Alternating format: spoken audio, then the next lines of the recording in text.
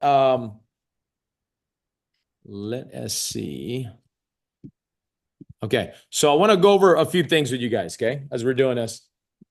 So the first thing is if we were to put the word, let's just put term insurance here. So there's like, there's term IUL annuities. How many of you guys know it's not that complex. Some people, it sounds complex depending on how you do it, but I'll just put all of it here, right? These are the three things that you can move, these products that you can move. But a lot of times, there's like different things that we can do with each one. So let's cover some of that. So with annuity, I mean, I want to do the interactive portion here, and then let's jump into some tools, okay? So what would be, there you go. Why does that? There you go. All right. So quick thing on term insurance. Tell me some reasons to buy term insurance. Death benefit. Least expensive. Okay. So Mortgage cost, coverage. I save on cost. It could be a mortgage protection, right?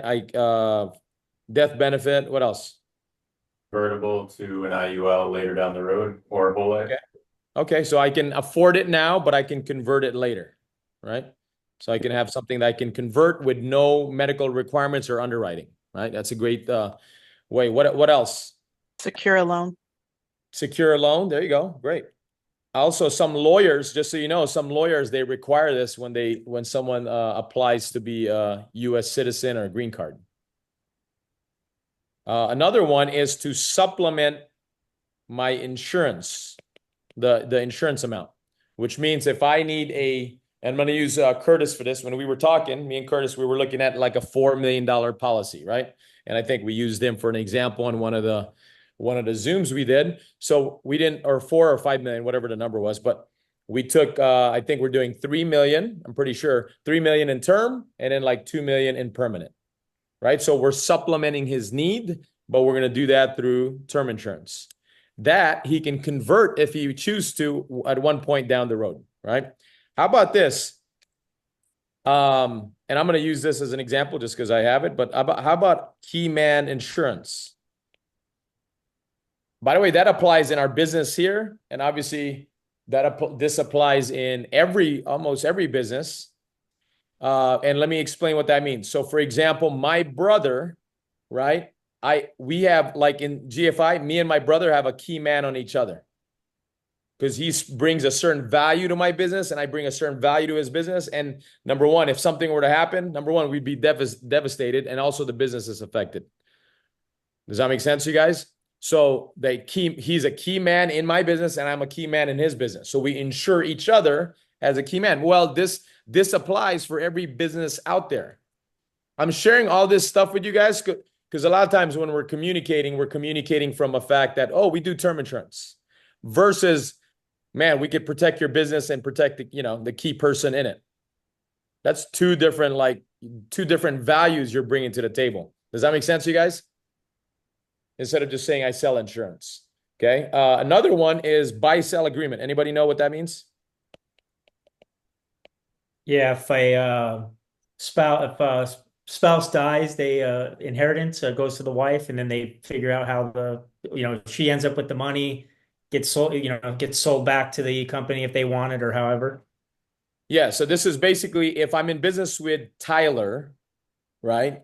But Selena, I'll just use this, and not that it's the best analogy, but let's say Selena's not involved in the business at all. She doesn't know anything about it, and probably let's say she doesn't want anything to do with it at all. So if something were to happen to Tyler now, and I'm talking about traditional business, okay? Not so if something were to happen to Tyler, now I'm in business with Selena.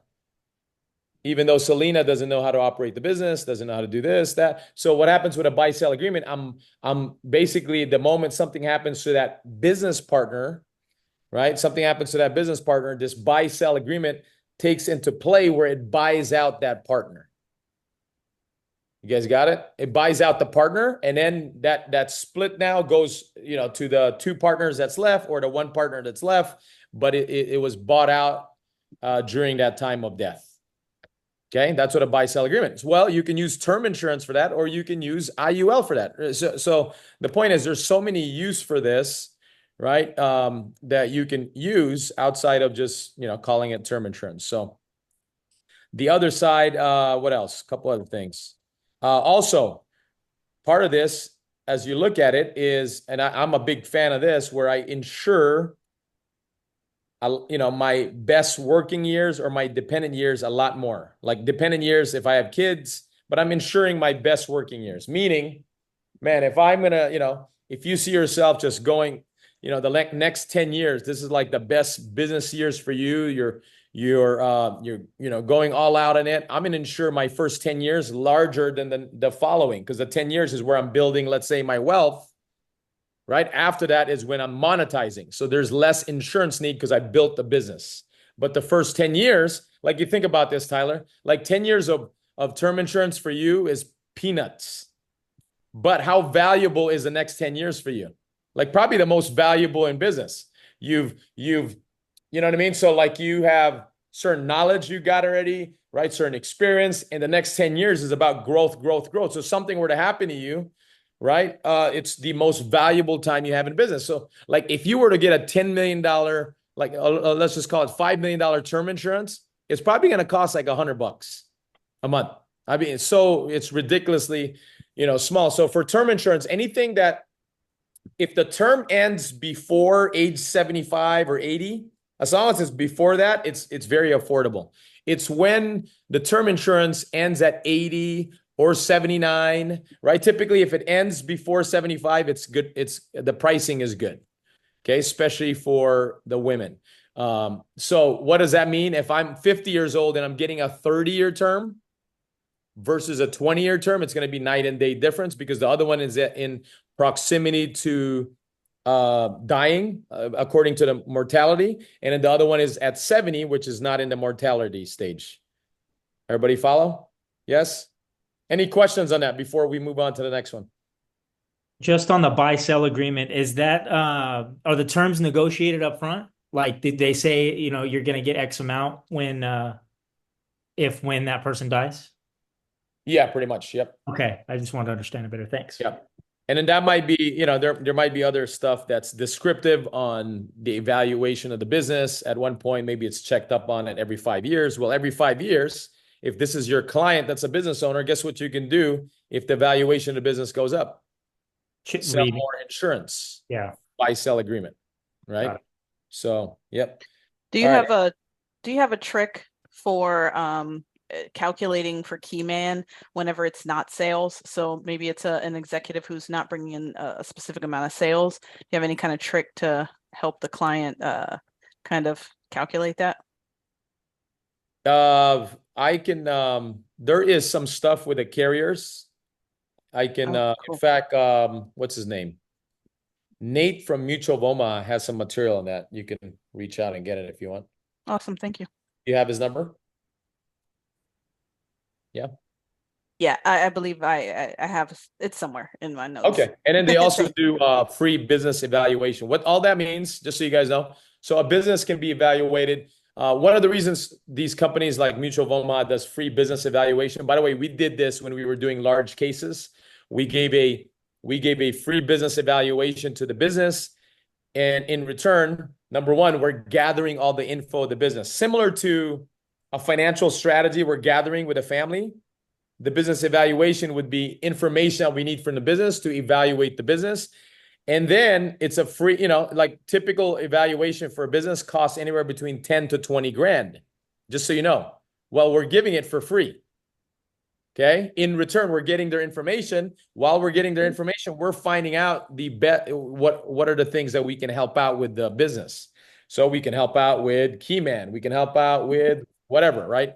Maybe executive bonus plan for the executives in the company. So anyway, you guys have that in your fingertips. That's all. The contact person for that is also Nate from Mutual of Omaha. They're the only company that gives the free business evaluation on that. Okay. So that's if you're in a business owner market, which is, another good place to be in. So, all right. So let's talk about the IUL. So some uses for that. So what are, if we were to brainstorm for that, what would a few things we can talk about? What would you guys say? The same thing as the term, but how about IUL if we were to do that?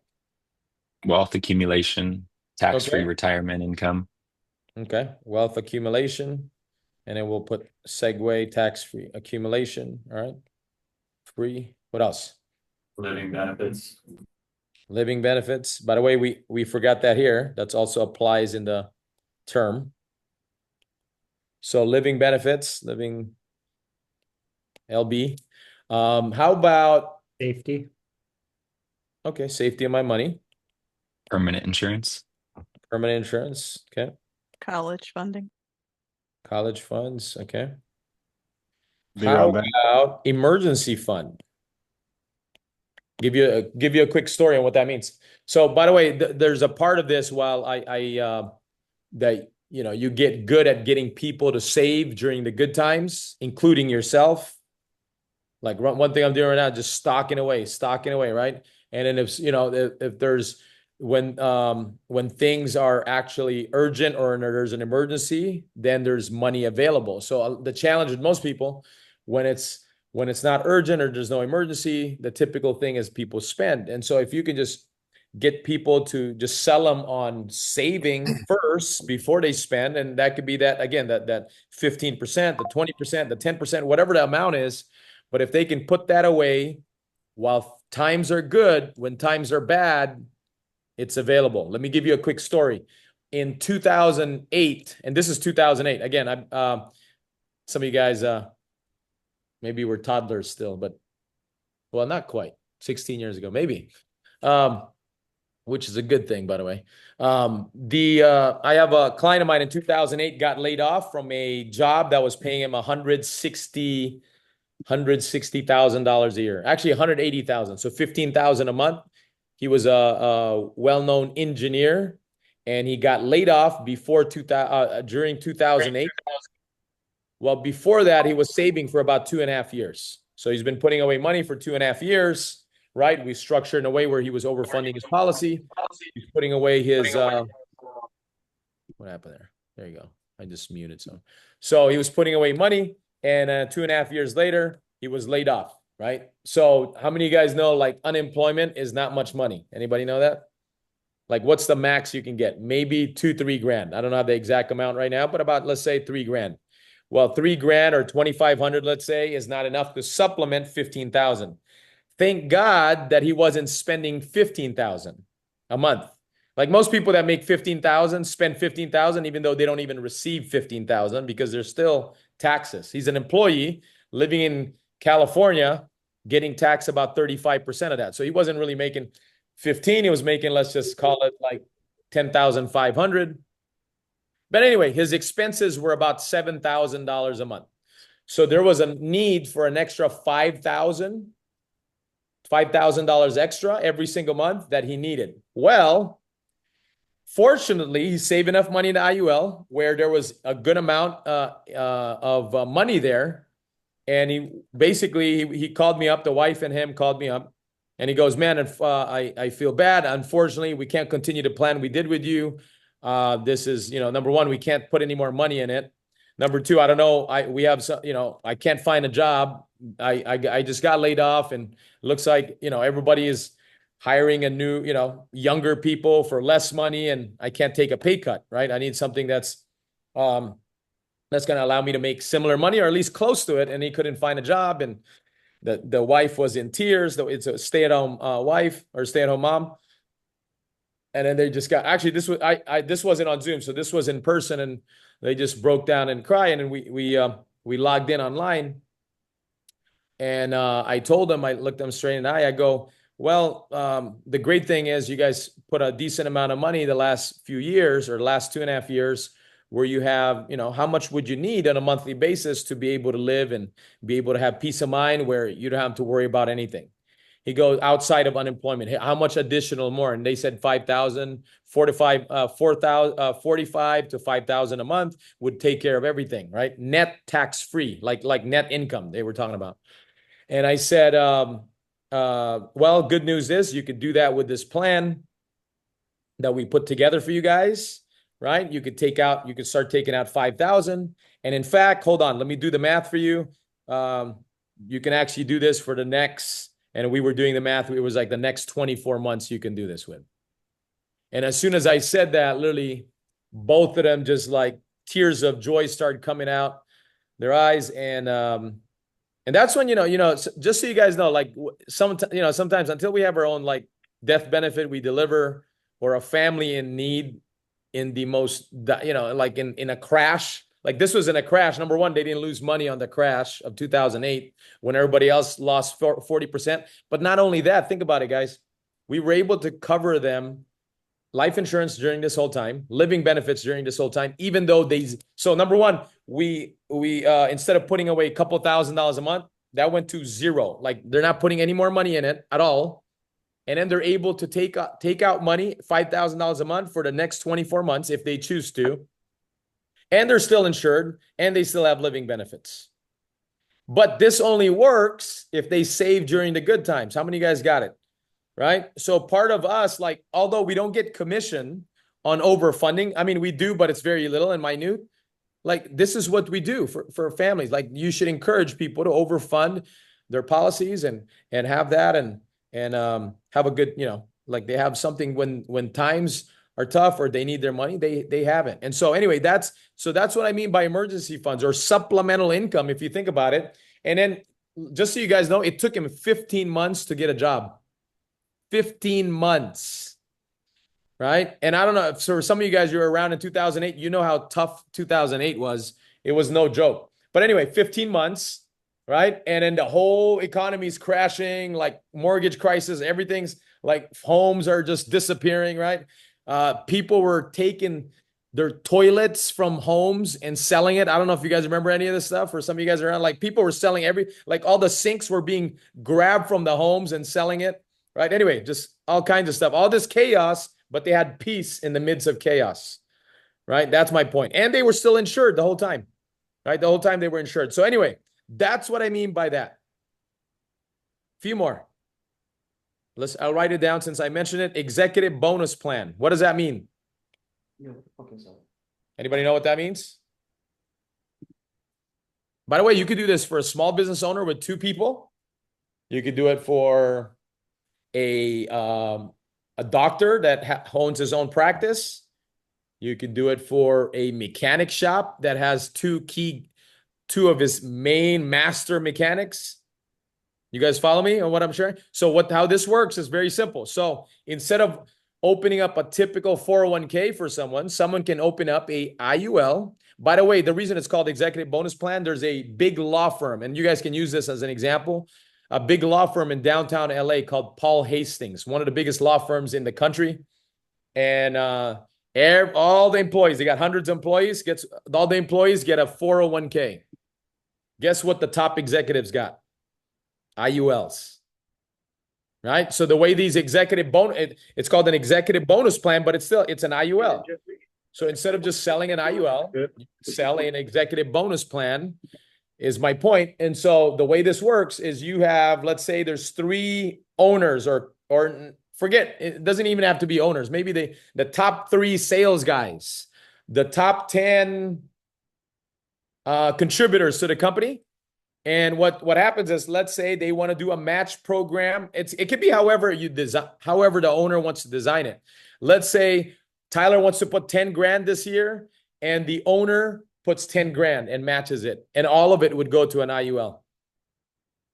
Right? So that would be an executive bonus plan. So what's in it for the business? Well, the money that I'm giving to Tyler is I'm 1099ing Tyler for that. So it's a write-off for the business. And then for Tyler, he's getting free money, obviously, from the company, just similar to a 401k, just without the limits.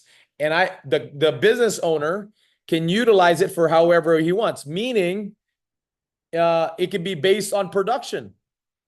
It could be based on profits. It could be whatever he wants. It could be customized. So all the limitations and all these different things in a 401k doesn't apply, because he could choose however he wants to do it. So if they qualify for a 30,000 bonus plan, instead of just giving him a check for 30,000, it could be written to the IUL, and then now he has something now that it could be a form of a golden handcuff.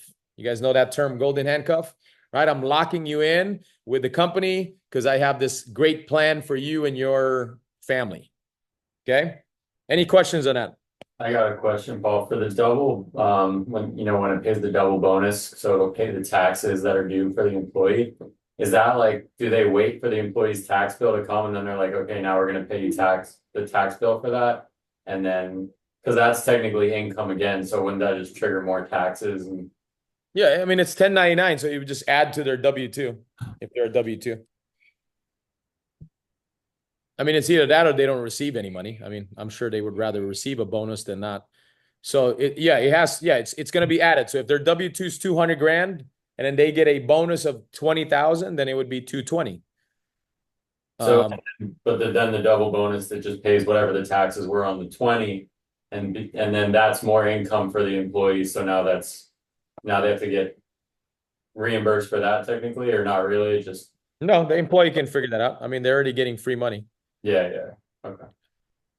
Or they can tax it through the payroll and then the taxes are paid on it. And then the net amount can be put into the IUL. I mean, it could be done different things if that's more.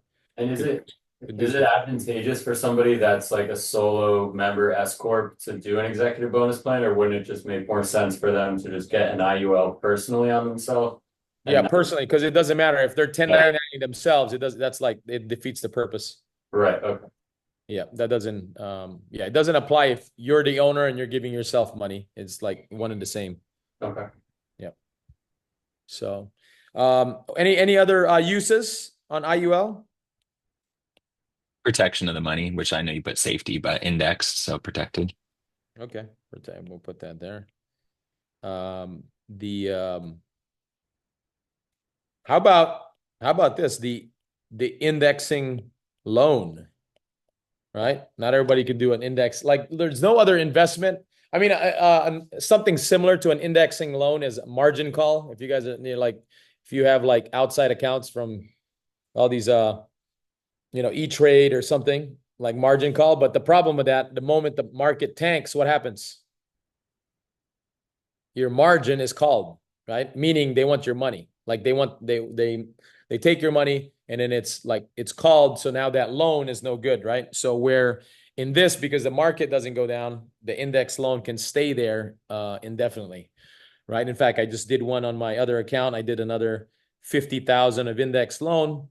And then anyway, it was deposited to my account and then I reinvested that 50,000 back. So anyway, so that doesn't exist. That doesn't exist in a lot of investments, and this allows me to compound my money pretty quick. And so anyway, just giving you guys like all the other stuff. Any last things on the IUL? Okay, so let's jump into annuities because we got man, that was already 30 minutes. So jump in annuities. So remember instead of saying annuity, and Curtis, you don't need to answer on this, but what is the best way to describe an annuity? We've touched on this a couple times. Private pension plan. What's that? Private pension plan. Okay, that's good. Private pension plan would be one good way to do it. Another one is a customized pension plan that we design for you and your business or you and your family, right? We do a customized pension plan. So what are we customizing? We're customizing the income. We're customizing how the money can grow. And then also has an available long-term care on some of them, right? So which means they can get an annuity.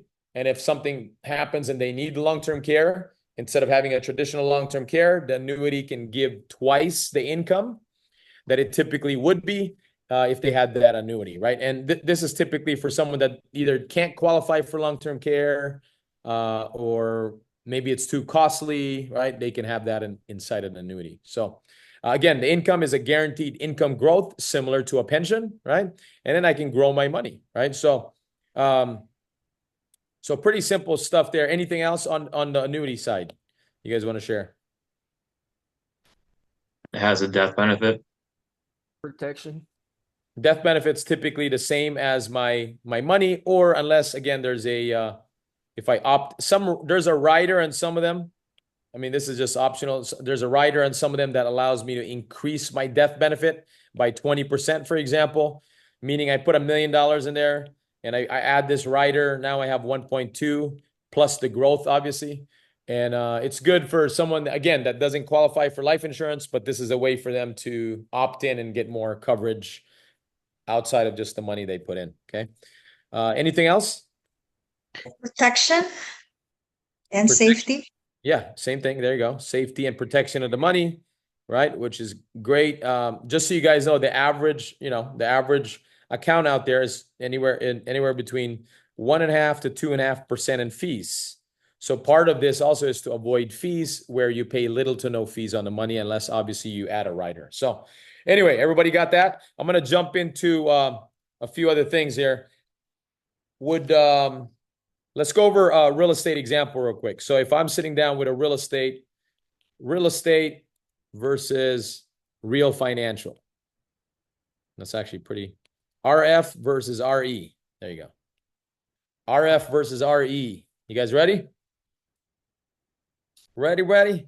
All right. So let's talk about a few things on this. And this is basically, again, we're going to have this on a keynote. You guys can share. It's going to be exactly the same thing, but I want to go over how I explain it, and then you guys can do this. So I'm going to use anybody in real estate in the past before, ever sold it, ever been licensed? Who has? Johan, okay. Who else we got there? All right, let's talk to you, Johan. Let's unmute there.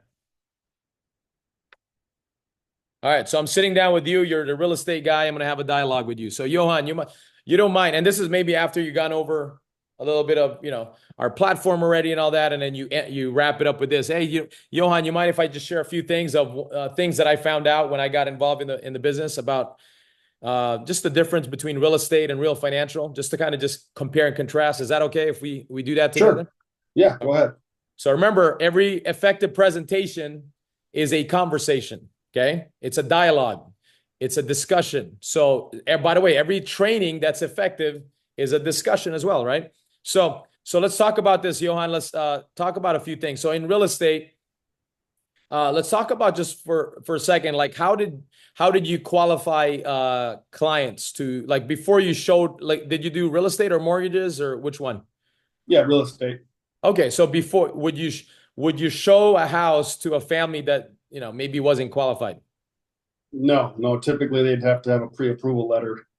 Yeah, so you probably pre-approval letter. And I don't know what the method you use, but I just learned this where, man, just simple, we call it ICE, right? One is, man, I'm going to make sure there's proper income to buy the home, or like, they call it also loan, not loan to value, but the income ratio, right? There's an income rate, debt to income ratio. There you go. Debt to income ratio, right? The other side is there's like enough proper credit. Right? You're not going to, if they have a 400 FICO score and you're showing them a home, you can show them 100 homes. It doesn't matter. They're not qualifying for the house, right?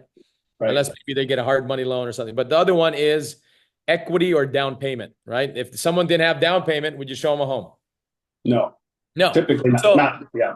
Yeah. So anyway, so these are characteristics, basically just how to the reason I mention this, if you were to do a seminar with 100 people, right? And there's probably 5, 10 people maybe that qualify to buy a home. And then there's a good 90 that you can't help. And the reason I bring this up, what if you had a way to help out those 90, right? Outside of just helping out the 10. Maybe while they save up money, while they get their credit in place, while they get their income up, right? All those different things, or while they get a cosigner, right? So those are just kind of a few things on that. The other side of it, right? We got, what's the, just so I have an idea, what is the average transaction? How long does the average transaction take to close there? 60 days, not 30 to 60 days. Okay, we'll call it 30 to 60 days. And then if you were to put if we were to put a number on that, what's the average transaction? What would it pay you on average? Well, it used to be 6%. That's gotten chopped down to 3%. Oh, no, just put it, let's say as a listing agent or the buyer's agent, let's just call it, or yeah, let's say as a listing agent, let's say 3, what's the average home sale? $500,000 more, or what? What would you say? No, not in Wisconsin. It'd be more like 250, 300. Okay, let's round it up for the rest of the states. Let's just say 400, give it the benefit of the doubt. Let's say 3% of that, that's 12 grand. Let's say that's your average income, okay, per transaction. And one of the things that a lot of real estate folks that I've encountered, one of the things that we gone over with them was just the word earning power, right? And what we mean by that is that 12,000, how much work did that take? right? It wasn't just a phone call or one showing. You probably showed multiple homes, and then there was escrow, title, all these other stuff that was taking place, right? So you got, let's just say whatever it is, right? I mean, if it was 20 hours of work or 30 hours of work, one of the things that you want to look at is, okay, how long did it actually take me during that month of 30 to 60 days of closing this transaction? How much work did it take? Was it 20 hours? Was it 30 hours? And then we divide that into the income, and then we get our what's called our actual earning power. And again, I'm not here to, put that down, but let's say that number is $300 or $200 or $100 for some. Like the real earning power is $100 an hour if the average client is 20, 30 hours, for example. I'm just giving you an example there. Okay. Also, do you get paid on that transaction every year after you sold it once? No. No. So it's a transactional business, meaning anything I close this month, I have to run and go find more clients next month and then next month. And then 10 years from now, it'd be the same thing. Right. So it was a transactional business. And then lastly there was I think that's the last one. Yeah. So that's basically just the few things that we share. So let's talk about Real Financial here for a second. And GFI, Real Financial, whatever you want to use, but for this example, Real Financial, right? So I get, I have as we help out families, here's the two qualifications for us to help out a family. One is they need to have a heartbeat still, meaning they're still alive, and they have some sort of income. Is that pretty easy to find? Yes. So if I sit down with 100 people, if they all have some sort of income, whether it's $1,000 a month or $100,000 a month, can I help them? Yes. The answer is yes, right? So they're alive, they're still alive, and then they're making some money, right? So you got so that's one. Okay. The second thing, the average transaction, right? We have as little as 10 minutes, right? We get paid, but as soon as a transaction is done, where it can take 7 to 30 days on some of them, but as soon as it's done, right, we get paid instantaneously. Like we get paid immediately. And again, if we're doing 10-minute approvals, we can get paid as little as 10 minutes, some of them 7 days, some of them 30 days, depending on the transaction. But we get paid, and I don't have to deal with escrow, title, conditions, all those different things, right? That come in real estate, right? Meaning if there's an appraisal, right, and it's not the right value, or inspection,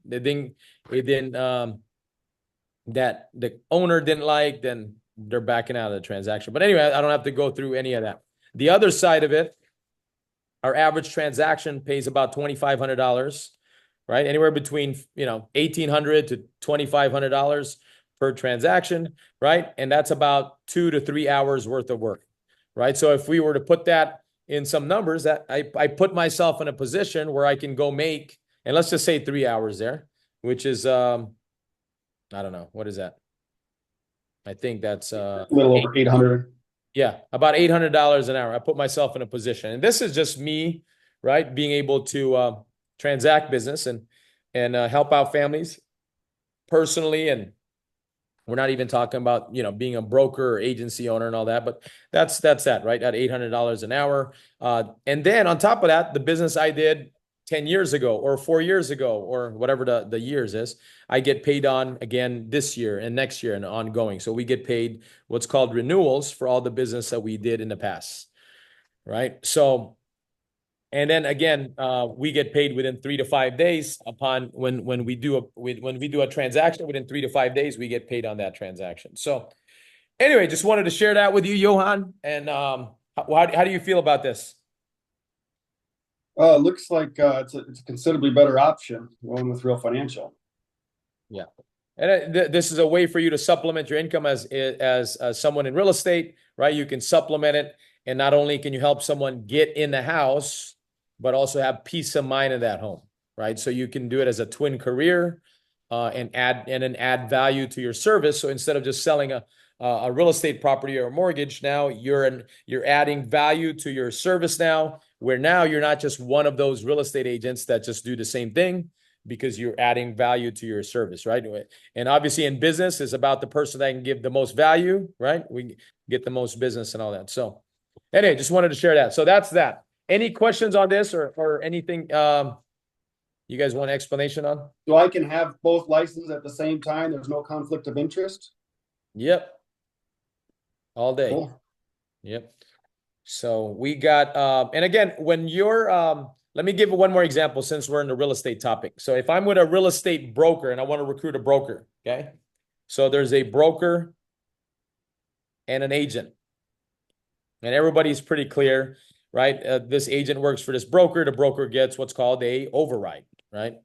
It's the same, similar concept there. So when we're sitting down with a broker, here's what we go over. And again, you can go over and share a story with someone, or if it's you, you can share your story. So for example, for me, I used to do real estate, okay?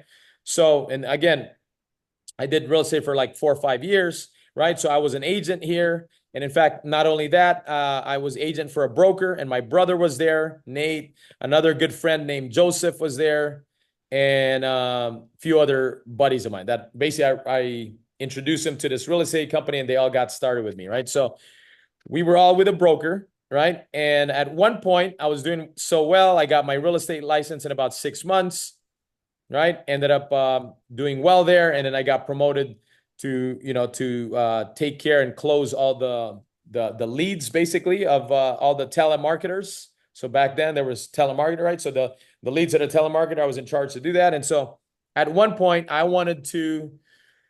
told the broker, I want to be on straight commission because I was on salary. I said, I want to be on straight commission. And they didn't want to, the guy didn't want me on straight commission. So I ended up leaving this guy. And then I found a lady that was partnering up with me, and we opened up our own broker, and it was like literally 2 blocks down the street.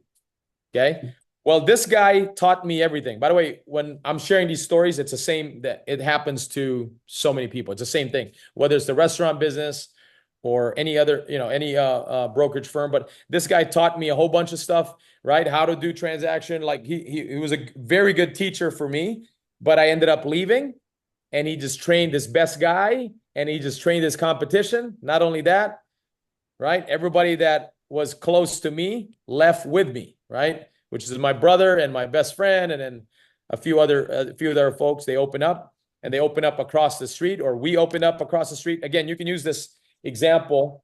The example can be used as a third party. It doesn't have to be me. It could be anything, right? But open up across the street, they become the competition, and you just trained your best guy just left. This happens in a restaurant industry, brokerage, financial services, every other industry. So one of the things that we've done, and this is where real estate brokers, business owners will appreciate this. One of the things that we've done in our system, is, man, we have a system in place where your best guy, you can train your best guy to become a broker. And instead of losing them, because they all want to get better, right? Instead of losing your leaders, you can retain and attract your leaders to stick around and stay. So what if you got let's say 9 to 18% royalty on every broker that you have that wanted to become a broker? Instead of losing them as a competition, you taught them everything and then when they became a broker, you got 9 to 18% on their business there. That sounds a lot better than I'm taking off. Yep, that's it. And so that's the name of the game. So for example, I have over 68 brokers within my firm that all open up their own agency. They're all independent brokers that run their own business, right? In return, I get anywhere between 9 to 18%, right, on the business there. And it's a great thing. So now I'm encouraged to develop people and retain them, right? And also I can teach them everything I know, hence mentorship and all that stuff. So hopefully when, when we are, you guys understand the power of our system. This is the power of the system, is we have an ability to promote out EMDs. That's what the broker is, agency owner, and retain them through our system.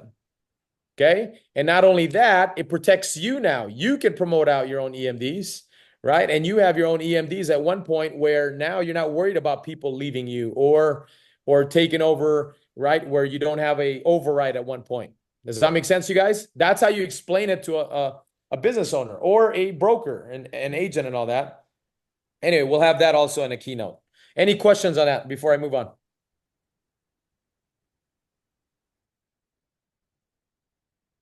No? How about you there, Johan? Any questions from you?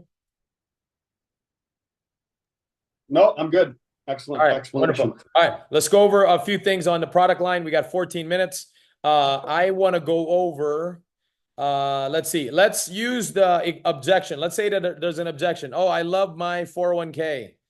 Or maybe they don't even love it. They just don't know anything better and they're putting all their money there. Okay. So this is for somebody that's putting, money in their 401k. So they're putting money in their 401k. And how do we pre-frame something before it even comes up?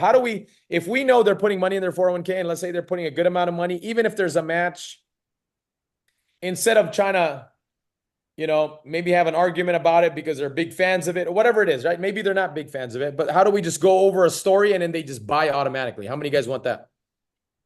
Right? It's better than just kind of all this like convincing game. So instead of like trying to convince them or this or that, how about we just go over a story and then basically and I'm going to go over two things when it comes to this.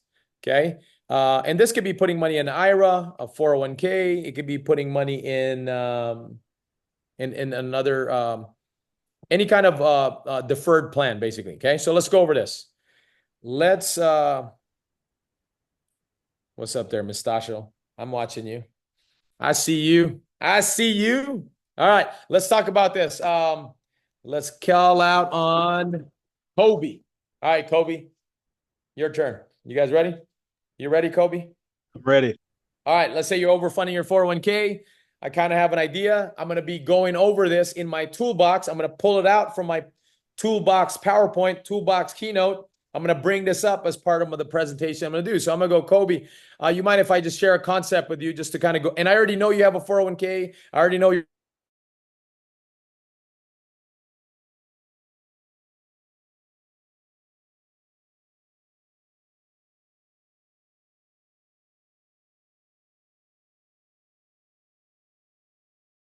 concepts, right, with you that can help you understand this, the program I'm sharing with you. It goes, yeah, great, wonderful. So let's say, just kind of, let's talk about just the three different areas that the IRS allows us to put our money in. One of it is, tax now. The other one's called tax deferred or tax later, and then the other one is tax advantage, or another word for it is tax never, right? And obviously, if you were to park your financial vehicle in one of this, right, or you were to come home with your financial vehicle and and you had this brand new 3-car garage, where would you park your vehicle? Would you park in garage number 1 where it says tax now, garage number 2 where it says tax deferred, or garage number 3 where it says tax never? Where would you park your vehicle in?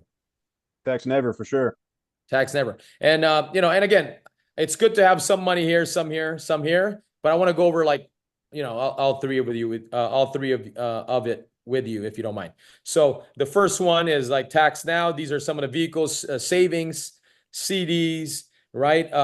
Mutual funds, stocks, right? What else are some of them here? I mean, so what happens here is I go 2 steps forward and then 1 step back. Because what happens, I go 2 steps forward and then I'm taxed. 2 steps forward, I'm taxed. So and this happens constantly. So a lot of times we take $1, and again, you can go as detailed as, for some people that are bottom line, you can skip some of this other stuff, but I'm going to put it out here in the essence of just illustrating this. But if we take $1 and double it 20 times, right, from 1 to 2 to 4 to 8 to 16, we would have $1,048,946, somewhere around that number, right? But we take the same dollar, we double it 20 times, but the difference now is we're taxed at 33% every time it doubles. We would only have 28,000 and some change, right? Like 28,588, something like that. So the difference there, Kobe, is taxes, right? That's the reason we share that. It's like $1 million in taxes just there. So the IRS is smart. They said, let's go over what's called tax deferred or tax later. And, one of the things that happens here, right? If we have a 10,000 penny seeds and we're farmers, you and me are farmers, Kobe. So we plant 10,000 penny seeds, right? These are penny seeds, and this grows to $1 million harvest. Okay. If you were to IRS and you go, man, it's tax time, where do you think they'll tax us? If you're the IRS, where would you tax me? The $1 million harvest. The $1 million harvest. Bingo, right?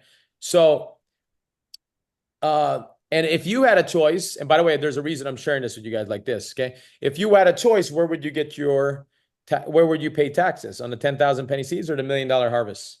The 10,000 penny seeds. 10,000 penny seeds. Why do you think most people, though, they pay at the $1 million harvest? They just don't know.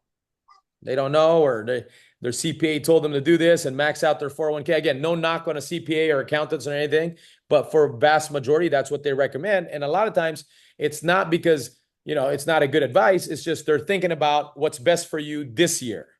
They're not thinking about they're not thinking about retirement. They're not thinking about the other stuff there. So what happens there, right? Imagine, getting taxed on $1 million versus like the penny seed. So what one of the things that you could do, what if you just pay taxes again on the penny seeds and maybe there's 7,000 pennies left, but I grow my 7,000 tax free and I can pull it out tax free, right? But in this example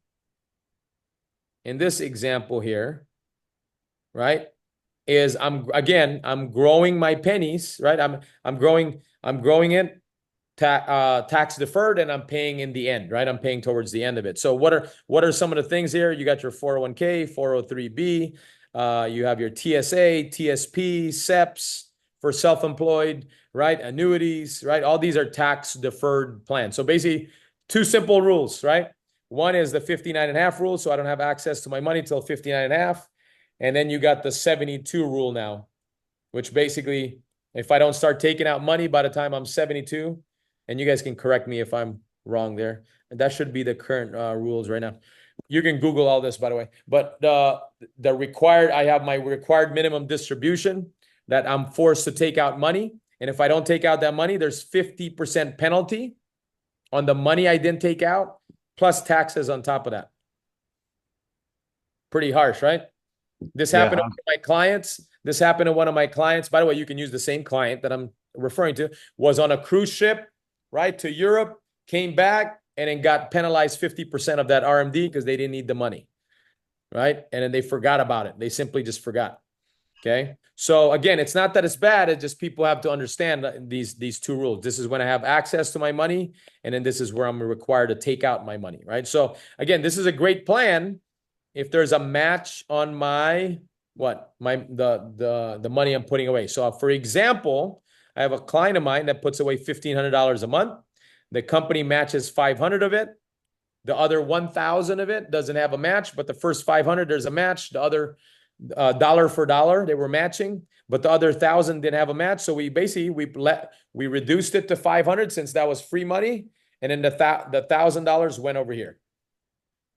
Does that make sense, Kobe? Yep. Yeah. And it might be similar to what you're doing right now, right? So I know you're putting away 800 and you're getting matched like 200 of it, right? Maybe there's ways to put away the other 600 that you're not getting a match on. Would you be receptive to that? Oh, yeah. Okay, wonderful. So you guys see, like, I'm getting like part of, just so you guys know, and we use the word closing, but really closing is about timing, right? When you close and the person's not ready, the answer is always going to be no. So closing is not about how to close, which is the mistake that most people do. It's when. And when is about like going over, like what I'm doing here, like I'm going over all this stuff and making sure they're ready to do business. Right? And when they're ready, and I'm simply just going to ask for their checking account number and their driver's license. And that's the close already. I'm assuming it already at the end. Okay. Anyway, I'm just kind of giving you guys that food for thought. It's never how, it's when. Okay. So when you're getting a no, it's because they weren't ready to say yes, or you haven't given enough value to say yes. So part of me doing this is I'm giving enough value for them to say yes. And I'm also finding out if they're ready. Like if I can show you a way to put away the $600 that you're not getting a match, would you be receptive into doing something better with that money? This is before I even go over an illustration. Does that make sense to you guys? Some of us just want to just shovel a illustration. Like even just with this, as when I'm done going over this, I don't even need to show an illustration. We can do business already. But if you do the other side of it, where I show some numbers, but they don't get it, right? Then a lot of times the answer can still be no. But if I can just show a story like this, it's a lot easier to close business. Okay. So, and then if you have questions, write that down, but let's go over this right now. And we'll probably have to wrap up with this. Well, we'll go over, and this is one thing as well, we'll go over what to do afterwards with this. But all right, so few things on this. One is, so tax advantage. Let's talk about what's in there. Okay. So one of it is Roth IRA, right? Are you familiar with that by any chance? And they go, yes, no, it doesn't really I'm just getting him involved in the conversation. It doesn't really matter what the answer is, right? So it's a great plan. It's a good plan. If I were to qualify for it, the challenges, if I make a certain amount of money, and again, I have to Google the actual, because they change it every year. I think it's 105 at one point. And again, we'll put the right facts on the keynote. But if I make 105,000 as an individual or more, I'm disqualified from a Roth IRA. If I make 165 as a couple, I'm disqualified from it also, right? So some clients, I said, now, and by the way, at this point, do you already know their income?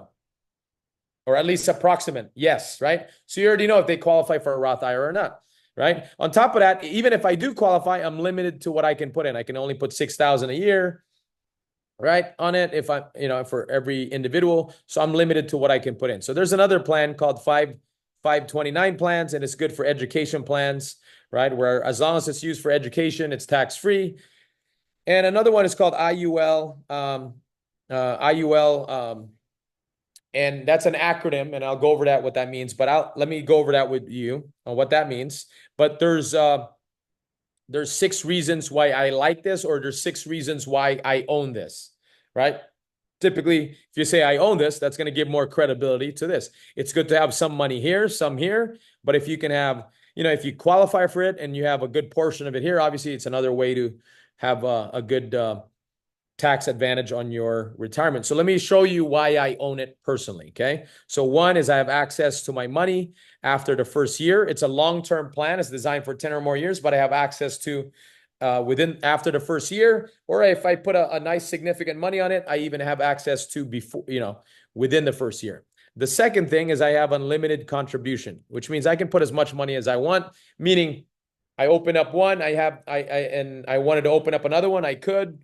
I have, and again, I don't have to say this on the Zoom, but I have, like, for me, for example, I have 39 different accounts I put money in, right? Again, you just share whatever is relevant to the client or all that. I don't share that with everybody because I don't want to be sounding like, I just say I have it. I don't need to say I have 39 of them. But the unlimited part of it, if you have an IRA that you're putting away $6,000 a year, you can't just open out another IRA and put another 6. You guys understand that? Like, the rule is, like, all IRAs is 6,000 or whatever the limit is. I know it's more for somebody that's 50 and older and so on and so forth. But anyway, third, I have guarantee on my principal where I don't have to lose money on my money. The fourth thing is I can draw out my money tax-free. So I don't have to worry about paying taxes on the interest on my money, right? So I can grow it tax deferred, similar to our 401k, right? Or similar to, I tax deferred my penny seeds that I already got taxed on in the beginning. I grow it tax deferred and I can pull it out all tax free. The fifth thing is you have, this is one of the reasons and then you can mention this, especially for like engineers, or maybe there's a section 7702 that basically says, anything that's wrapped around a permanent death benefit is not considered an asset. Therefore, I'm not taxable. So there's a death benefit on this. That something were to happen to me, it pays out to my family, like insures my income. If something were to happen to me, right? There's takes care of that. And then the sixth thing is I have living benefits, which means if I ever get in a position where I'm terminal, critical, chronic illness, it'll pay out to my family, right? So this is the 6 reasons I got it. The first 4, watch this, guys. The first 4 is I get to use this while I'm living, right? If something were to happen to my life, this pays out. If something happens to my health, the number 6 pays out. So if something happens to me in my health, it pays out. Something happens in my life, I live a long, healthy life. I get to enjoy accessing my money, putting as much money as I want, guaranteeing it, and pulling it out tax-free. So anyway, again, it's a great program, Kobe, but you got to qualify for it. See if something that you can qualify for. But again, like I said, it's good to have some money here, some here, some here. Any questions for me, Kobe, or what's your takeaway on this? Or what? Man, how do you feel about this? I'm I think talking it's to the client, by the way. Yeah. okay. Yeah, I think it sounds great, but why have I never heard of this before? Yeah, it was designed traditionally initially just for the wealthy. So if you talk to anybody like the Lakers own I mean the Lakers, they have one of our plans similar to this where they put millions of dollars in it, even with the late Kobe Bryant to Bruno Mars to Snoop Dogg. I mean all these guys own it. So they understand what to do with their money just because they have the right advice. And typically they either need to pay a fee to get the advice or they need to have a certain amount of money. So Awesome. that's why. Yeah. Does that make sense? That's why Yep. we share this. Like one of our missions is to deliver the same education that we have that's typically just available for the rich. And we wanted to share this with middle America, upper middle class.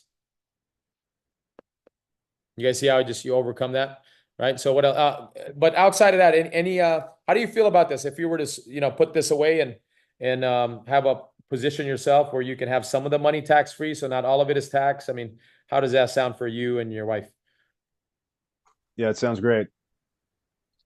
Okay, wonderful, man. I got let's go over like a few options for you that I put together a good, better, best scenario for you and your family on how what you could put away, and then you can go from there and see what best what you like the most out of them.